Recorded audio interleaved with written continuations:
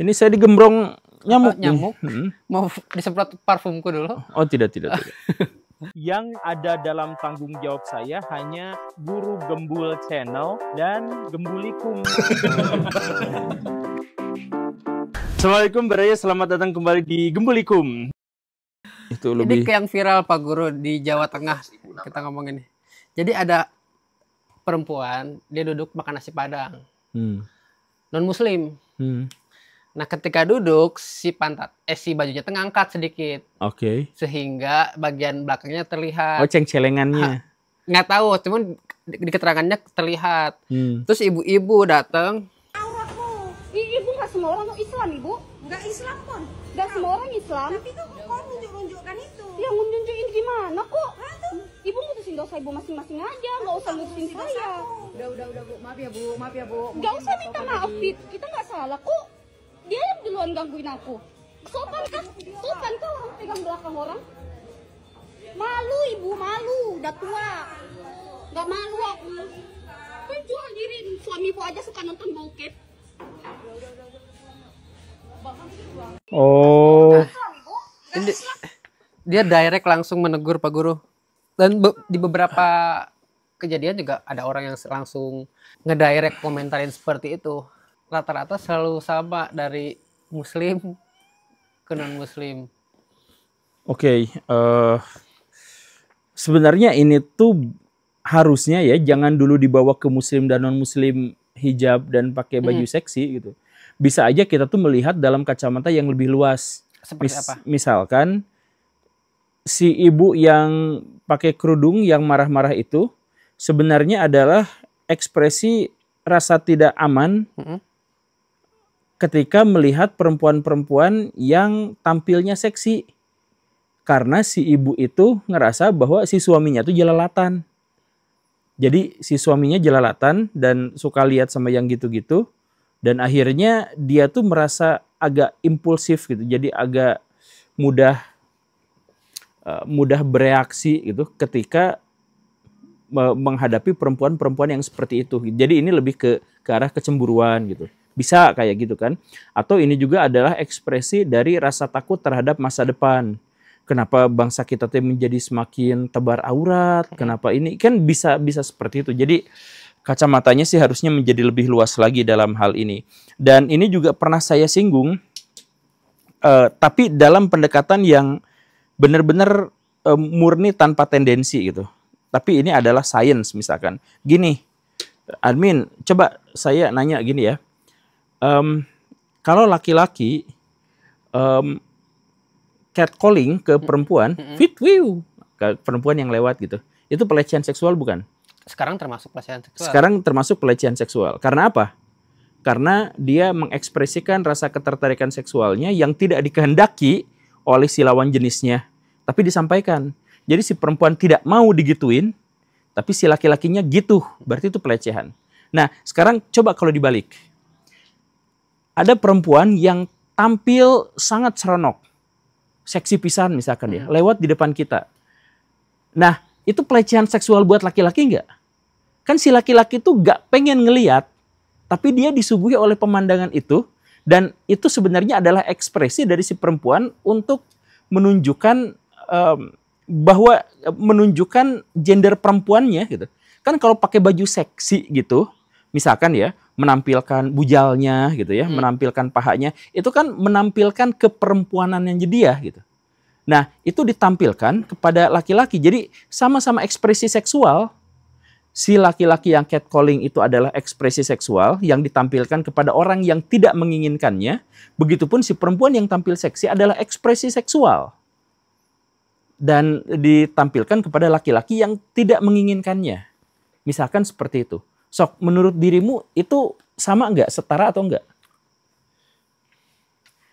Sama seperti laki-laki yang pengen melihat, perempuan pengen dilihat. Tapi ini si tokoh yang merasa terlecehkannya bereaksi tidak Pak Guru? Iya, misalkan ya, misalkan si laki-lakinya itu bereaksi. Wah, saya ini dilecehkan. Misalkan ya. Misalkan, tapi kan nggak mungkin gitu ya, nggak mungkin. Biasanya si laki-laki mah wah udah seneng banget gitu ya. Tapi kalau misalkan si laki-laki itu menuntut, dia berhak nggak untuk kayak gitu? Waduh, menarik juga ya. Nah, karena iya sekali lagi gini ya. Kita jelaskan secara lebih luas sekali lagi ya, ini sains gitu ya. Payudara perempuan itu pure untuk menarik perhatian lawan jenis. Pure. Secara biologi, evolusi biologis manusia, itu payudara perempuan itu pure untuk menarik perhatian laki-laki. Jadi ketika perempuan mengenakan pakaian yang belahan dadanya besar misalkan, yang membuatnya kelihatan gitu, maka sebenarnya itu pure adalah ekspresi seksual untuk menarik perhatian lawan jenis. Itu pasti. Nah, jadi kalau misalkan itu adalah ekspresi seksual untuk memprovokasi agar membuahi dirinya, ini secara biologis ya, apakah si laki-laki yang merespon kemudian wit gitu, dan itu setara atau tidak? Secara biologis seharusnya setara. Sama-sama ekspresi seksual untuk memprovokasi lawan jenis. Sama. Tapi ketika si perempuan melakukan itu, dianggapnya sebagai bagian dari hal yang lumrah, sedangkan laki-laki itu tidak, tetap diberikan hukuman bahwa dia tuh seharusnya tidak seperti itu gitu. Sama seperti ada perempuan pakai baju seksi, diliatin sama si laki-lakinya kayak gini. Ya kan si laki-laki itu respon. Tapi perbandingannya apple to apple nggak Pak Guru, kan yang satu mah tuyut, tapi si ceweknya mah kan yang satunya mah diam doang, dia nggak apa? Cowok gitu. Iya, enggak. Dia pakai baju seksi itu kan ekspresi seksual gitu. Enggak, coba gini, perempuan dandan setengah jam, bajunya misalkan dibuka-buka gini-gini gitu ya di depan cermin. Artinya apa? Ya artinya itu tuh adalah ekspresi untuk memprovokasi orang gitu. Sekali lagi ya, secara sains, payudara itu untuk menarik perhatian laki-laki. Sebab kalau misalkan lihat dari fungsi menyusui misalkan, mau segede gaban, mau tidak ada sama sekali, mau rata sekalipun, itu sama aja nggak berpengaruh terhadap kelenjar air susu. Iya kah? Iya, nggak ngaruh sama sekali. Jadi gini nih, ya penjelasan biologisnya gini nih. Jadi soalnya saya dari tadi diam, ini berbahaya banget nih kalau misalkan feminis motong terus dari. Iya. Tentu saja ini akan menjadi. dulu deh. Tapi saya bisa mempertanggungjawabkannya dan sumbernya mudah sekali dicari di Google. Jadi gini ya, kita ngambil sepenuhnya itu pada sains ya. Manusia itu kerabatnya kera, betul kan? Ya. Nah, waktu masih dalam bentuk kera, kita tuh kan berjalan dengan 4 kaki, jarang berjalan dengan 2 kaki. Betul kan? Karena berjalan dengan 4 kaki, maka bagaimana cara menunjukkan bahwa kita tuh sudah matang secara seksual? Untuk si perempuan, ya dengan berjalannya itu, kemudian bagian belakangnya itu nampak merah misalkan, oke, selesai, berarti dia sudah siap dibuahi, sudah siap reproduksi. Tapi ketika sudah berdiri tegak seperti manusia, bagian belakangnya itu ketutup. Kita main vulgar-vulgaran ya. Vagina perempuan itu jadi bagian yang sulit untuk dilihat karena berdiri tegak. Nah, sebagai kompensasi evolusinya, bagaimana cara untuk bisa melihat bahwa si perempuan ini sudah dewasa secara seksual dan bisa dibuahi atau tidak, sedangkan bagian bawahnya sudah tidak lagi terekspos karena sudah berdiri tegak, maka dia mengembangkan payudara yang lebih besar dan menarik. Jadi payudara yang besar dan menarik itu sebenarnya memang ekspresi seksual yang diturunkan secara evolutif. Begitu. Itu beneran. Nah, jadi kalau misalkan ada perempuan yang secara sengaja menampilkan belahan dadanya, jangan katakan bahwa itu kan demi kenyamanan perempuan. Yang penting kan dia aja, kalau ya dia senyamannya nyaman, dia. sudah. Ya kayak gitu. Ya kalau senyamannya dia, ngapain dia sampai berdandan setengah jam lebih hanya untuk ini pas nggak, itu apa segala rupa. Itu kan terencana. Benar kan? Itu kan terencana. Berpakaian, pakai lipstick itu kan terencana. Pakai eyeshadow itu terencana. Rambut mau dikeritingin, mau dilurusin, mau disanggul segala rupa itu kan terencana. Nah, jadi balik lagi. Kalau makanya saya nanya ya, ini mah belum sampai ke yang tadi itu, saya baru nanya.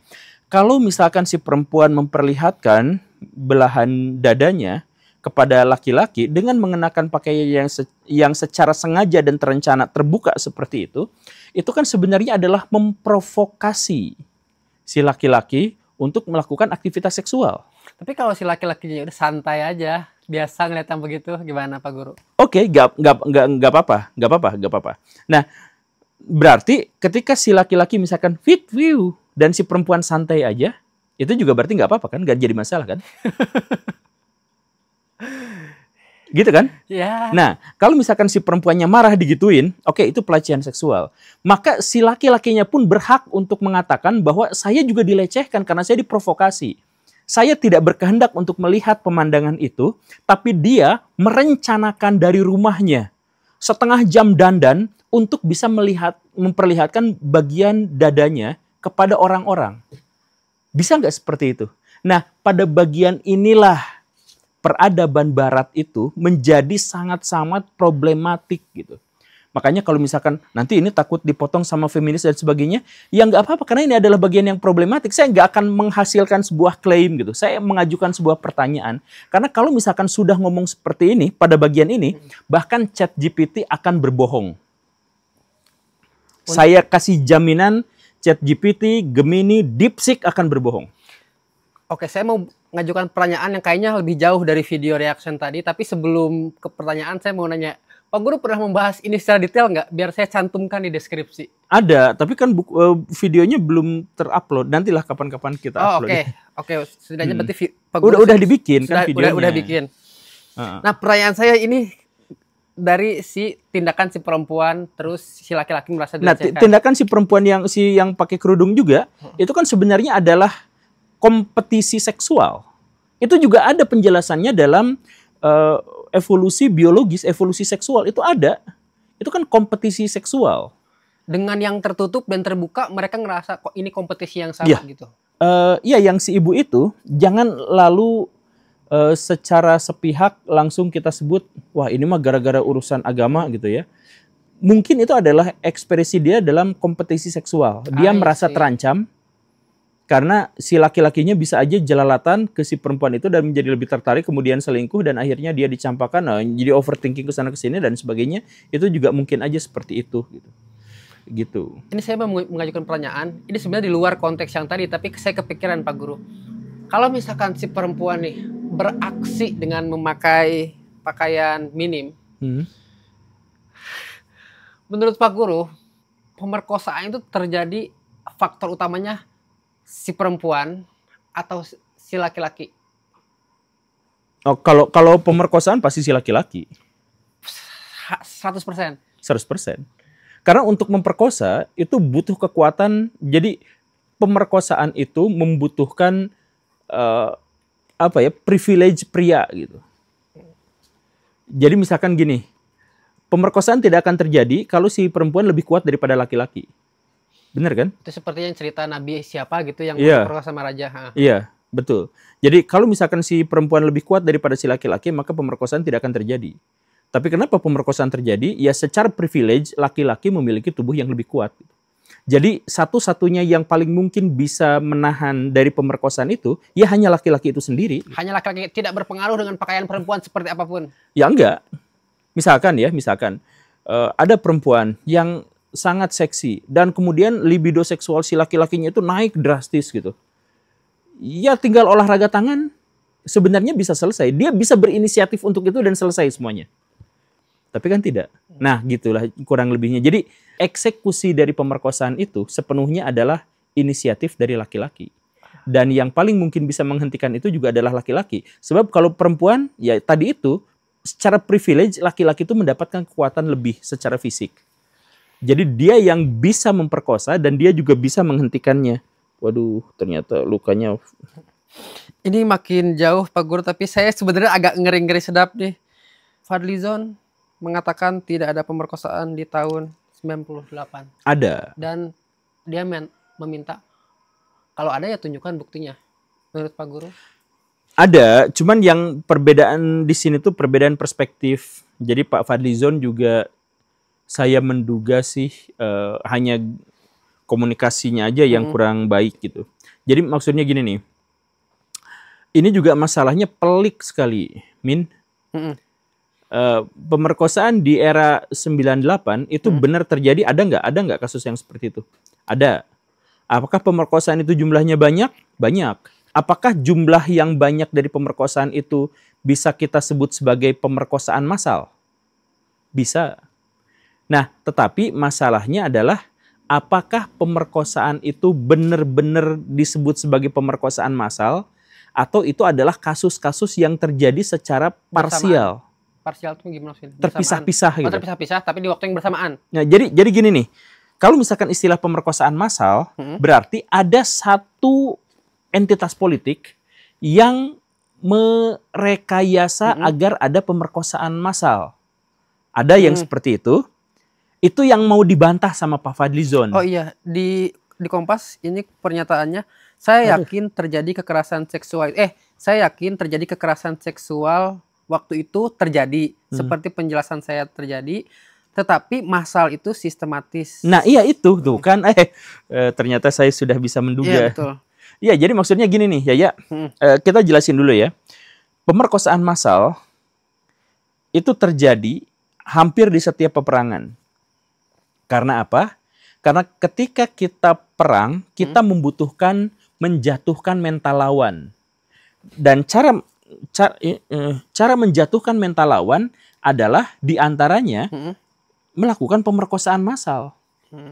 Karena gini ya nih, misalkan ya, dirimu adalah tentara, maju ke medan perang, mungkin tidak takut mati, tapi kalau dirimu sudah punya keluarga, terus ikut perang, lebih menyakitkan pas dirimu dapat kabar anak atau istri diapa-apain daripada mati di medan perang. Betul kan?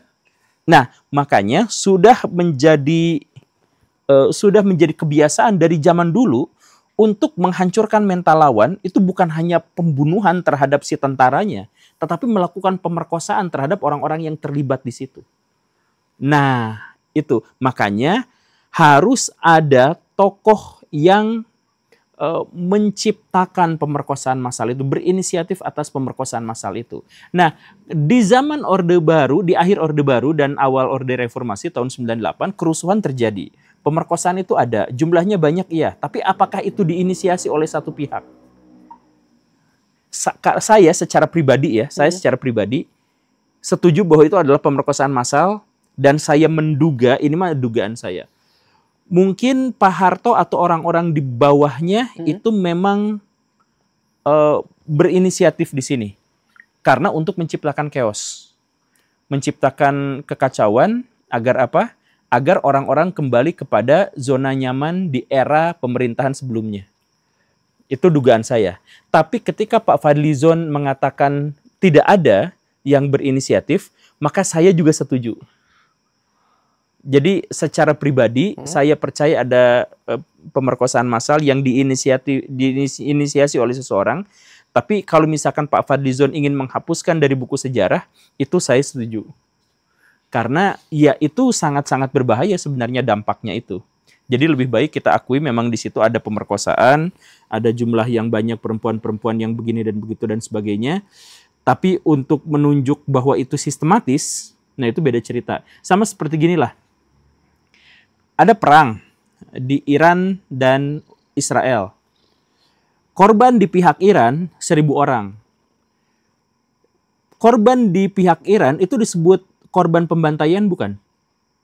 Bukan, korban perang. Tapi kalau misalkan disebut itu korban pembantaian, berarti ada pihak secara sistematis sengaja membunuh mereka. Kalau perang, kan pengen menjatuhkan rezim, menjatuhkan penguasa. Kebetulan ada orang-orang di situ di tengah-tengah kancah perang jadi korban. Makanya itu disebut korban perang. Tapi kalau ada orang yang emang sengaja saya ngebunuh rakyat sipil, nah itu berarti pembantaian. Nah, jumlah yang mati sama-sama 1.000. Gak ada perbedaan. Cuman bagaimana cara melihatnya? Apakah ini korban perang atau ini adalah korban pembantaian? Itu dua hal yang berbeda. Kayak gitu. I see. Tapi saya jadi bingung, Pak Guru. Ini banyak saya digembrong, aduh ternyata makin tidak nyaman. Pak Guru mengiyakan pemerkosaan massal terjadi. Enggak, kalau saya massal ada, tapi secara sistematis nggak ada gitu. Secara pribadi nih, secara pribadi saya mengira bahwa pemerkosaan itu ada, jumlahnya massal iya, dan diinisiasi oleh satu pihak itu iya. Saya setuju itu. Tapi bukan, saya memandangnya demikian. Tapi kalau ada pejabat publik yang ingin menghapuskan bagian terakhirnya itu, saya juga setuju gitu. Sama seperti gini lah, misalkan gini ya. Ini soalnya saya harus benar meyakinkan Pak Guru, saya agak ngeri dengan episode kali ini soalnya. Misalkan gini ya, secara pribadi, saya percaya bahwa ijazah Pak Jokowi itu palsu. Secara pribadi. Tapi saya sangat berharap agar di pengadilan, agar di ruang publik, ijazah itu diyakini sebagai sesuatu yang asli. Karena dampaknya menjadi lebih buruk dan seterusnya gitu. Jadi ya bisa aja kan Pak Jokowi itu ijazahnya hilang atau kebakar atau kan apa gitu kan, ya mungkin aja terus dia bikin lagi. Saya mau membuka kemungkinan untuk itu secara pribadi, tetapi kalau misalkan itu di ruang publik itu nggak usah diperpanjang dan lain-lain, karena impact-nya itu bisa sangat buruk terhadap persatuan bangsa. Misalkan begitu, misal ya. Nah termasuk juga dalam hal ini, saya tuh percaya bahwa di situ tuh ada pemerkosaan dan jumlahnya massal dan itu diinisiasi. Saya percaya itu. Makanya itu disebut sebagai kategori pemerkosaan massal. Tetapi apakah kalau ada orang yang ini tidak diinisiasi oleh siapapun, ini mah hanya gerakan massa aja yang tidak ada komandonya gitu. Tiba-tiba lihat cewek Chinese putih terus perkosa aja langsung gitu. Ya oke lah, ya silahkan aja. Dan itu juga saya pikir menjadi lebih baik gitu. Sejarah itu lebih baik tidak diungkap seluruhnya, atau diungkap seluruhnya hanya untuk kalangan-kalangan tertentu saja. Gitulah. Kayak rahasia-rahasia di presiden-presiden Amerika di film-film. Gitu Iya kayak gitulah. Ini Pak Guru, kita hanya baru 2 Pak Guru. Wah masih panjang. Ya, mau stop dulu. Kita lanjut besok. Enggak, stop sebentar. Cuman ini pakai autan.